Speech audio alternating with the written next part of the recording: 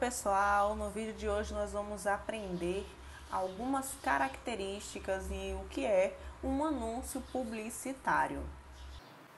Então vamos lá. Primeira pergunta para a gente começar o nosso conteúdo. Você sabe o que é linguagem não verbal?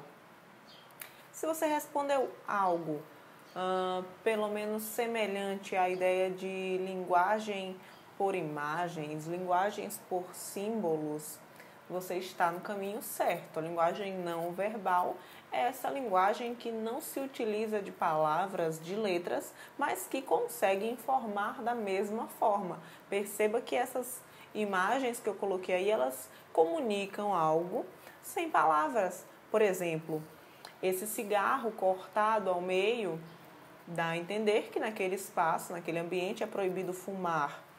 Na porta de um banheiro, se eu tenho esses ícones, eu entendo qual é o banheiro masculino e qual é o feminino. Se eu chego a uma livraria e eu encontro esse símbolo desse lanchezinho cortado, eu entendo que naquele ambiente não se permite comer, para evitar, possíveis transtornos. E você sabe também o que é emissor e receptor? Se você respondeu qualquer coisa que tenha a ver com a ideia de emitir e receber uma mensagem ou qualquer outra coisa, você também tem uma noção interessante do que é emissor e receptor. Eu vou chamar de emissor aquele que emite alguma informação, por exemplo, e receptor aquele que recebe. E persuadir. Essa palavrinha já é um pouquinho mais difícil, não é? Mas persuadir diz respeito a convencer alguém a pensar ou a agir de determinada forma, argumentar a fim de convencer alguém para uma ação ou para um pensamento semelhante ao seu, ok? Então, juntando aqui essas três características, nós vamos chegar ao que, de fato, é o nosso conteúdo de estudo de hoje, que é o anúncio publicitário. Nesse slide eu vou apresentar algumas características do anúncio publicitário, vou colocar as características de maneira solta, bem ilustrado, para a gente fixar o máximo possível todas essas características. Primeiro, o que é? O anúncio publicitário é um gênero textual que promove um produto ou uma ideia, sendo veiculado pelos meios de comunicação de massa, como, por exemplo, jornais, revistas, televisão, rádio e internet. Hoje em dia, muito potencializados pela internet. Ele vai misturar a linguagem verbal e a não verbal, na maioria das vezes. Percebam essa propaganda aí do chupa-chups. Eu tenho um texto escrito, sem açúcar, eu tenho o nome da marca também, uma espécie de slogan também escrito, mas o que mais chama a atenção nessa publicidade é a imagem, é a linguagem não verbal. Percebam que eu tenho aí um pirulito caído no chão e as formigas desviando desse pirulito, como se aquilo ali não interessasse, algo que não é comum, já que pirulito costuma ser algo doce, que contém açúcar e por isso, se você deixar cair ao chão, muito provavelmente vai se encher de formigas, mas não é o caso do chupa-chups, porque, como diz aí, it's sugar free, é livre de açúcar. É muito importante para o anúncio publicitário ter um senso de concorrência, conhecer os seus concorrentes, tentar ser superior a eles e muitas vezes, inclusive, brincar com a concorrência. Nessa propaganda aí do Burger King, é uma propaganda bem inteligente, bem pensada. Eu tenho uma imagem, mais ou menos aí como se fosse uma fila da loja. E no finalzinho, os últimos pés que aparecem aí, aparentemente são os pés daquele palhaço que é o garoto propaganda do McDonald's, que é o concorrente direto do Burger King. Então, na frase em inglês ele diz algo do tipo, porque o gosto é melhor, o sabor é melhor. Então, essa noção de concorrência é muito importante para o anúncio publicitário, porque a pessoa que anuncia um produto, ela precisa se destacar entre os outros produtos de mesmo nicho, de mesmo perfil. Essa propaganda é muito interessante. Percebam que a linguagem verbal e não verbal, elas estão aí ambas com a mesma equivalência. Eu não tenho aí uma hierarquia. A linguagem verbal e a não verbal, elas estão presentes na publicidade de maneira equivalente. Uma não é superior à outra. A ideia da persuasão é fazer com que o meu interlocutor, o meu receptor no caso, ele tenha interesse em adquirir o meu produto ou adquirir a minha ideia. Percebam esse cartaz aí da seda, né? Cabelo armado e com frizz. Eu tenho um leão com a juba bem armada e logo depois com seda anti-esponja, os cabelos com volume controlado e sem frizz. Essa imagem é muito persuasiva. A ideia dela é fazer com que o leitor se convença de que aquele produto realmente é muito bom. Perceba que funcionou até com o leão, não vai funcionar com a sua juba, dona de casa, sabe? Então é mais ou menos nessa intenção. O sentido conotativo também é muito comum de se utilizar na publicidade. Por exemplo, nessa propaganda aí, a propaganda de uma marca de provedor de internet, e ele diz, promoção mão de vaca, leve 10 megas e pague 5. E aparece aí uma mão com um fantoche de uma vaquinha para dar a ideia da mão de vaca. Mas essa mão de vaca não é no sentido literal, é no sentido conotativo, no sentido figurado. Ele não está falando diretamente de uma mão de um animal vaca. Ele está falando na ideia figurada, mão de vaca como sendo alguém que não gosta de gastar, alguém muito econômico. Então, esse sentido conotativo é muito frequente nos anúncios publicitários. A intertextualidade também é um recurso muito interessante. O que é intertextualidade? É eu citar um texto dentro de outro, é eu fazer referência a um texto dentro de outro. Por exemplo, nessa propaganda aí da Hortifruti, ele apresenta um tomate com uma boina, semelhante à de policiais, e diz aí, horta de elite, se não for hortifruti, pede para sair. Esse pede para sair é uma referência clara ao filme Tropa de Elite, que no momento em que essa publicidade foi veiculada, ele estava muito em alta, era um filme que estava sendo muito assistido pelos brasileiros.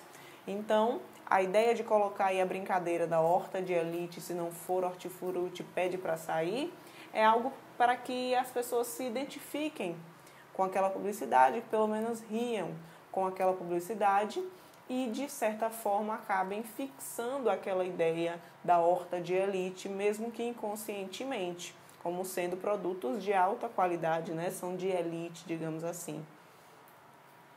A interlocução também é algo muito frequente nos anúncios publicitários. Por exemplo, nessa propaganda aí diz o seguinte, se sua mãe ficar sem presente, a culpa não é da Marisa. E Marisa aí ele está falando da loja Marisa, da loja de confecções Marisa. Perceba que ele se dirige diretamente ao receptor.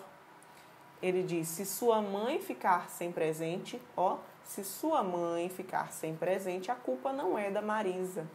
É para fazer com que você sinta o impacto dessa mensagem diretamente para você. Porque, como praticamente todo mundo tem mãe, ele está direcionando aí para qualquer pessoa que tenha mãe se sentir impactado. Pensar, nossa, eu não comprei o presente da minha mãe ainda, Dia das Mães, né? Preciso correr atrás desse presente, vou lá na Marisa então ver o que é que tem, sabe? Então é nesse sentido, de deixar o leitor impactado, de sentir que ele está falando diretamente com você. O slogan também é muito importante para uma marca. O slogan é aquela frasezinha que aparece normalmente nas publicidades, próximo à logomarca, né, ao nome da marca, e é uma frase que normalmente se repete em todas as propagandas. Por exemplo, Doril, tomou o Doril, a dor sumiu. Percebam que nesse cartaz aí, ele inclusive apagou a palavra dor. E mesmo assim, quando nós fazemos a leitura desse cartaz, é automático a gente ler com a palavra dor, porque é um slogan que já está amplamente conhecido, as pessoas já conhecem a frase icônica do Doril. Sedex, mandou, chegou. Pepsi, pode ser, que é um slogan bem descontraído, inclusive, porque brinca com a concorrência, né, com a ideia de as pessoas pedirem Pepsi, no caso de não ter Coca-Cola, e aí a pessoa diz, não tem Coca-Cola, tem Pepsi, e o cliente responde, pode ser. Então essa frase aí, esse slogan, é na verdade uma grande brincadeira que acabou se popularizando, né? Faz sentido, o leitor se identifica com esse slogan, porque provavelmente ele já respondeu dessa forma em um bar, em um restaurante, alguma coisa do tipo. Eu tenho também, nos anúncios publicitários, a ideia de conscientização. Da mesma forma que eu posso ter um anúncio publicitário com a ideia de vender um produto, eu posso querer vender uma ideia, querer fazer com que as pessoas se identifiquem com uma ideia específica. Por exemplo, essa caixinha de papel toalha, onde se puxa, né, o papel toalha, ela tem um patrocínio, digamos assim, da WWF. Tem uma propaganda ali veiculada no próprio papel toalha. Tem aí, salve o papel, né? Salve o planeta. E uma imagem aí, provavelmente da América do Sul, não é isso? E o papel verdinho, toda vez que alguém vai tirando aquele papel, ele vai diminuindo, como se fosse uma carga, uma bateria do continente, e que toda vez que você consome algo, você está de alguma forma gastando ali a vida, gastando a bateria do nosso país, do nosso planeta. Então esse tipo de publicidade é uma publicidade voltada especificamente para conscientizar, não é para vender nada, é para conscientizar as pessoas. Consumismo. É muito comum que as publicidades tenham a função de fazer com que as pessoas consumam. Essa é a função principal. A gente vai ver sempre muito mais anúncios publicitários voltados para o consumismo do que para a conscientização. Vamos ver esse exemplo aí de uma propaganda que ficou muito famosa lá nos anos 90. Amiga dona de casa, olhe fixamente nesse delicioso chocolate. Toda vez que a senhora sair com seu filho, vai ouvir minha voz dizendo: compre batom, seu filho merece batom. Agora a senhora vai acordar, mas vai continuar ouvindo a minha voz: compre batom. Batom, Compre o batom. chocolate da garoto que não sai da boca nem da cabeça.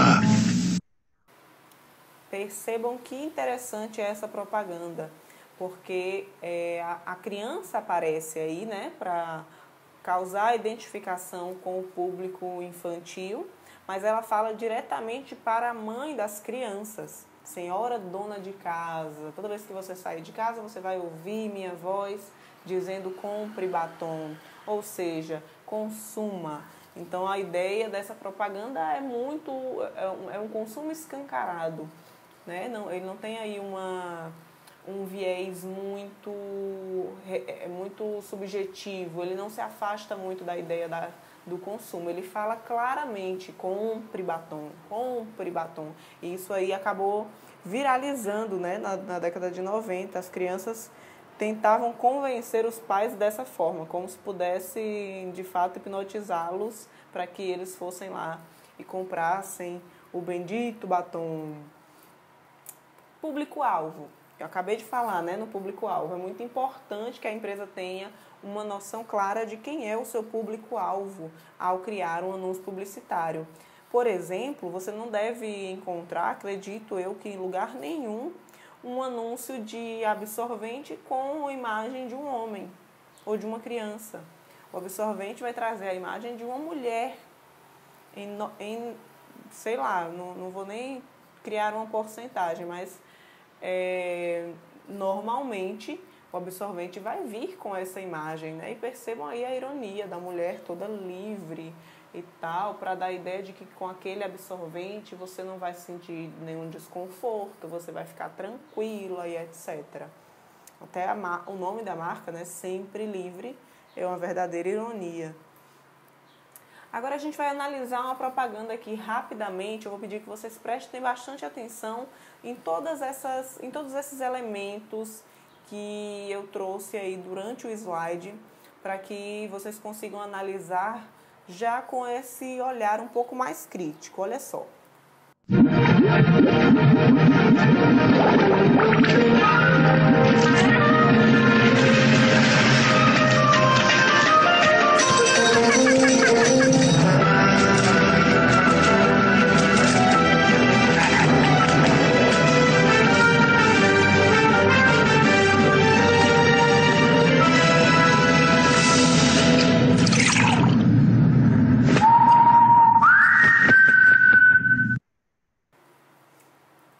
Então vamos lá, de cara, qual é a empresa? Percebo aí automaticamente que a empresa que está criando, né, que está veiculando essa propaganda é a Red Bull.